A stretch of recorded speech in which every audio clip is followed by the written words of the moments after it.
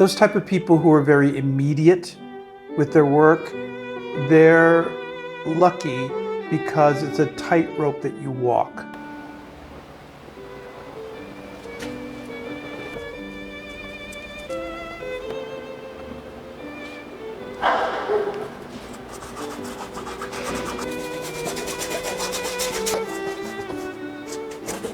Yeah. Basquiat is lucky and very talented. Yeah. I don't want to take away anything from him. The guy is a genius. But he was right for the times, and the spirit of the times picked him, and voila.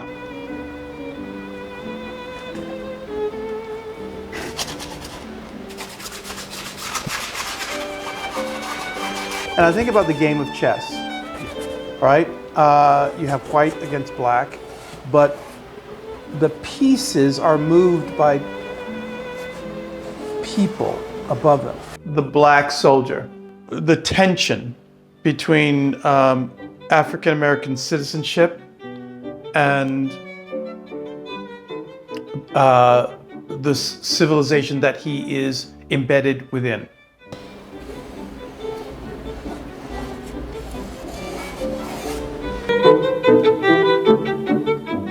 My name is Chris Lee. I'm 64 years old. I was born in New York City.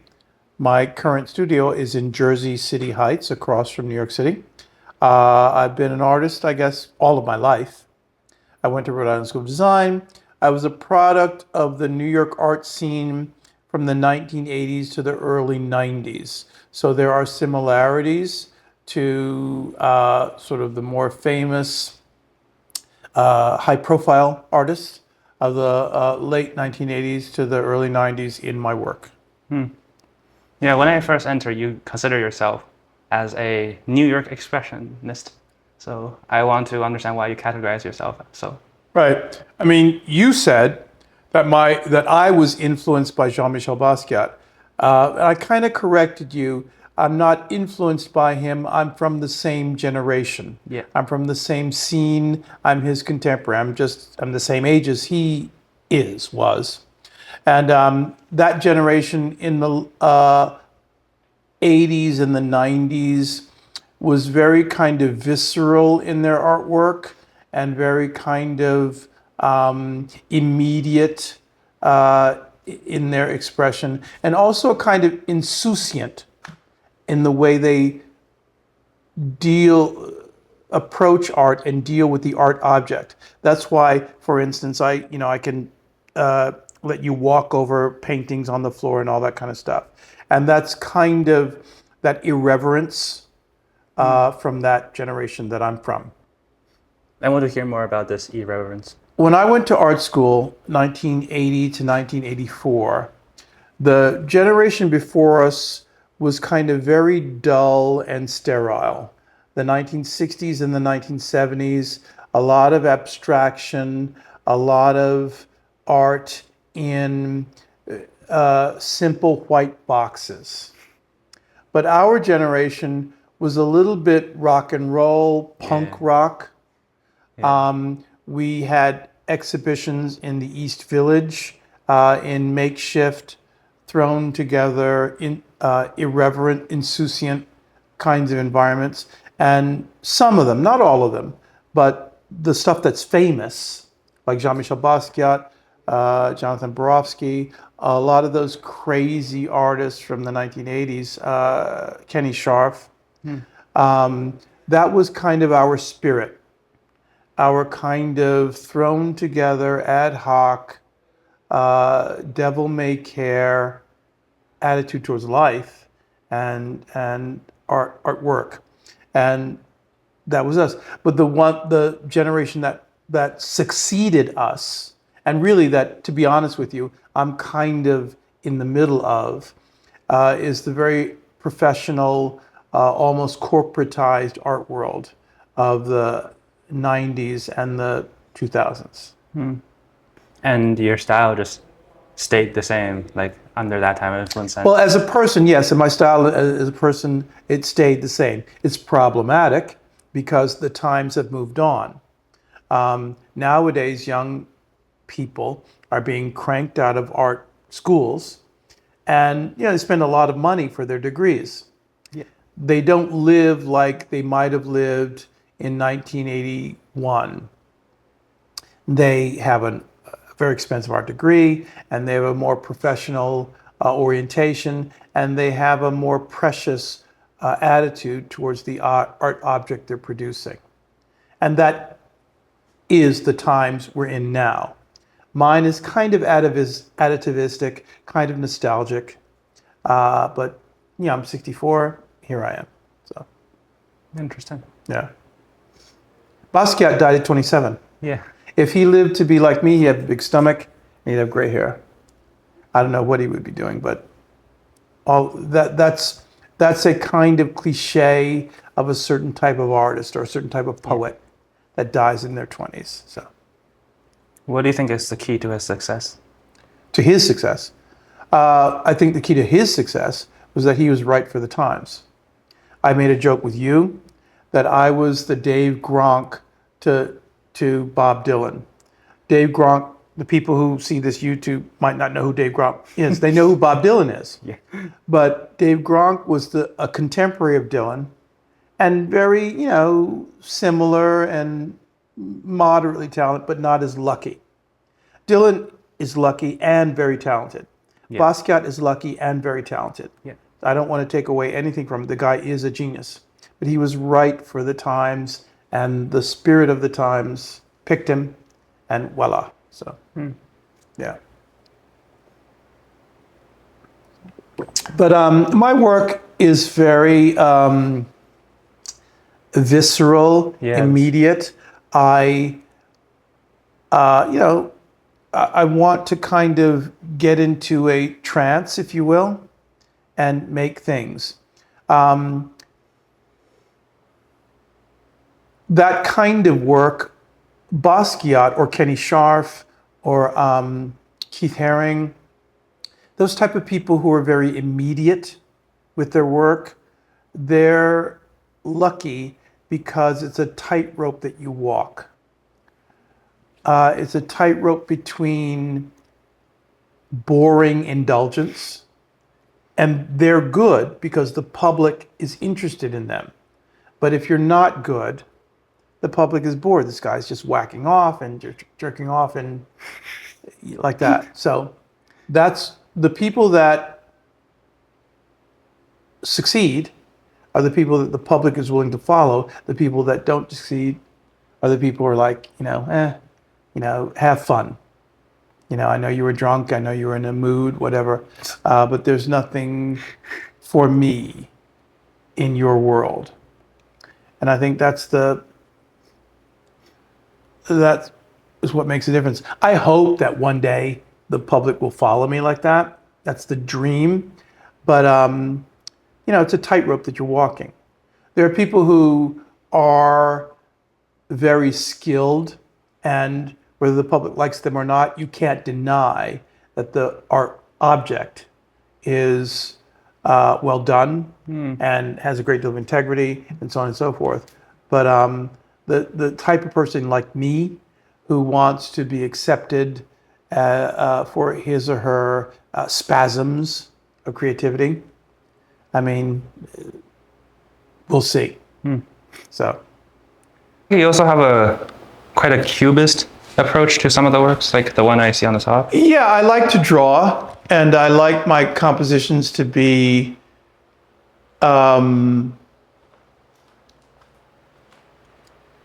composed a certain way.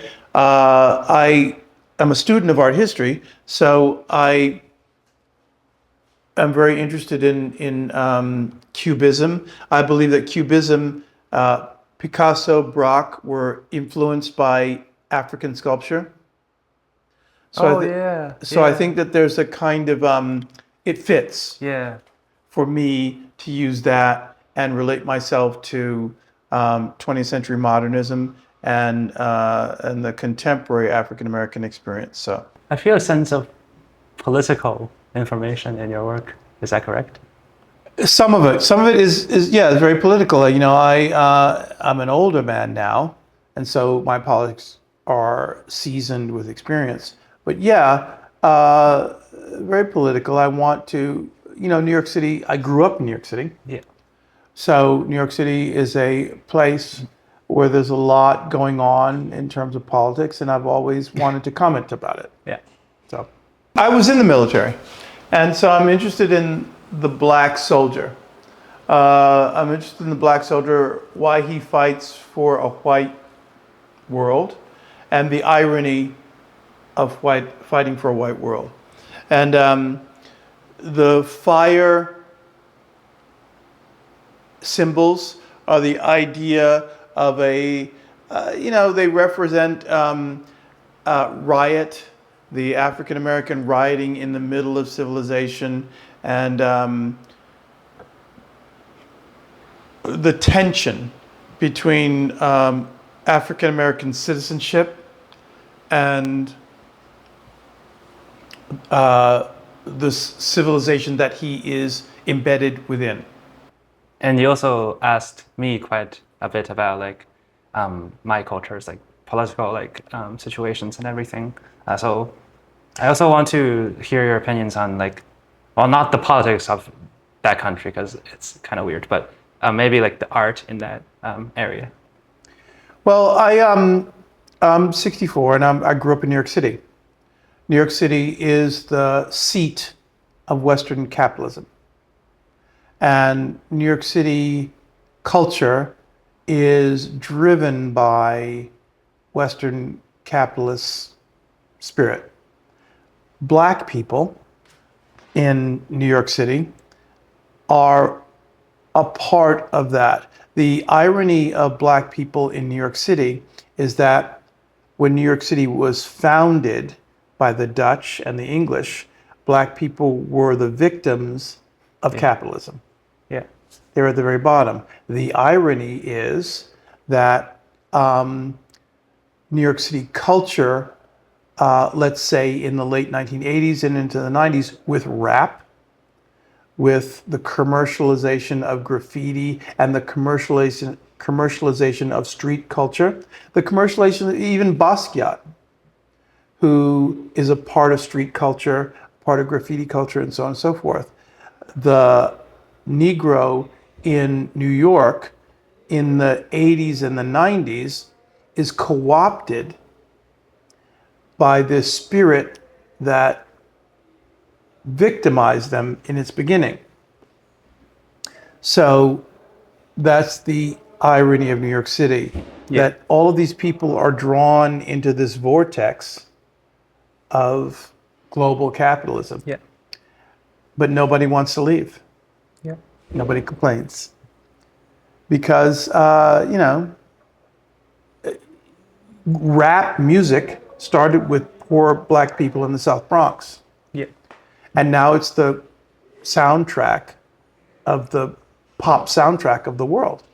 People in China, dance to rap music. Japan dance to rap music and all that kind of stuff. And all over the world, in the Middle East and et cetera.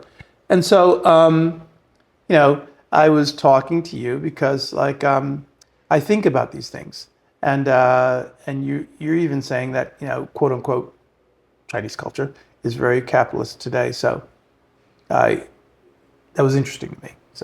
So after this like oppression of a different of your race in the past, and then so there's this sense of guilt that the Western society has been feeling afterwards. Do you think this has actually like promoted a big influx of black culture into their art? And do you think like that could be why some of the big black artists like Basquiat, for instance, that could be a contributing factors to why they succeed? White guilt, yes, I think to a degree. Yes. But also I think the nature of the thing, I really, honestly, if you want to talk about my philosophy and metaphysics, there's a part in New York City, Greenwich Village, where it's called a chess forum. And people just go together to play chess. And I think about the game of chess. Yeah.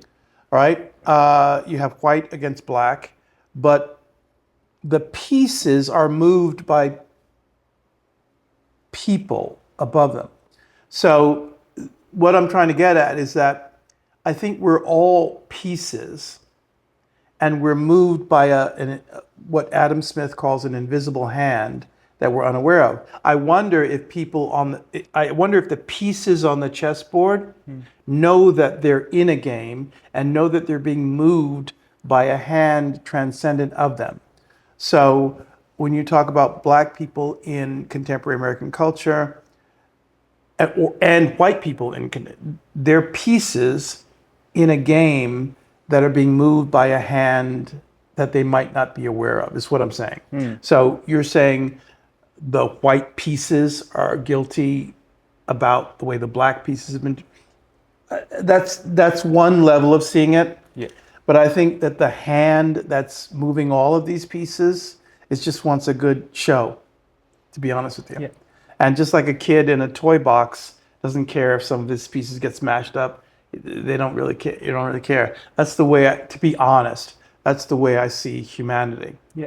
So the success of Black people in contemporary pop culture, I think it's a mixture of their own genius and movement in the game, but I think that the game master is kind of moving us all, to be honest. And this is the way it's turning out right now. So How much of this would you say could be inherited as part of your like ancestral culture? I think a lot of it is. I think any given individual inherits their own cultural thing, and it's a struggle. Black people are not white people painted brown.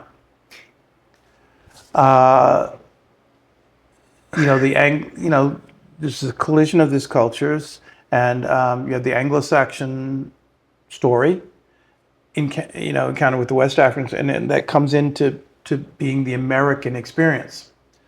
Black people have transformed Western culture, given it a more body-oriented attitude, a relief valve from the repression of Western civilization in Europe in the Middle Ages and the Enlightenment period, and they both have changed each other. So that's the way I see it. To be blunt, the Negro loves Western civilization, and they're never going back. So it's just like being conquered by Rome. All these civilizations were conquered by Rome, but they all assimilated Romanness, Latinness. And that's the story of Africans in the West and Africans in America, in my opinion. You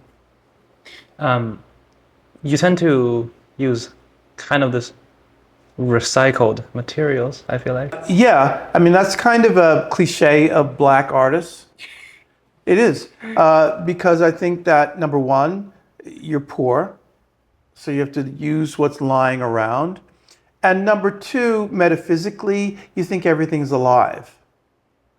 So why not use a piece of wood that you found or a piece of glass that you found and so on and so forth? I think that's a very Black thing to abjection and to use recycled materials and so on and so forth, because I think metaphysically you think everything's alive. And number two, you're broke. You really just want to do something. So you're not going to go to Blick's all the time, and pay a lot of money, or Pearl Paint, or all that. You don't know what Pearl Paint is. Pearl Paint used to be in an art store in New York. But I think that's a very Black cliche to use recycled materials or found materials. Yeah. Speaking of Black cliche, the biggest part is Black people painting themselves Black. What do you think about that? Painting themselves Black? Well, because the art obviously, canon. I understand the reasoning of Yeah, the art canon is mostly white. Yeah. So nowadays people are like, well, I'm not going to paint white people all the time. I'm me. I got to paint what I see in the mirror. And I think that's what's happening. I think a lot of Chinese money and a lot of Chinese billionaires are supporting a lot of Black artists because they feel that they don't want to support and buy into Western values either. So I think they identify a lot of Chinese collectors, Chinese influencers are supporting a lot of contemporary black artists like Candy Wiley and so on and so forth, because they feel that the Negro is the sort of interesting wild card in the Western story. So you don't really find this like trend repetitive or cliche? But no, it's natural. It is what it is, and it is asserted itself and triumphed. I think in the 80s and the 90s, you had very few black stars in anything before 1980. Yeah. Then you had Michael Jackson, you had Eddie Murphy, you had Whoopi Goldberg, and all that kind of stuff. You had one at a time. Basquiat, you had one at a time. And then in the 90s and beyond, black people are everywhere. You know what I mean? So it's not just one black superstar like Basquiat or Michael Jackson or Eddie Murphy or Whoopi Goldberg. Thank you. Thank you very much.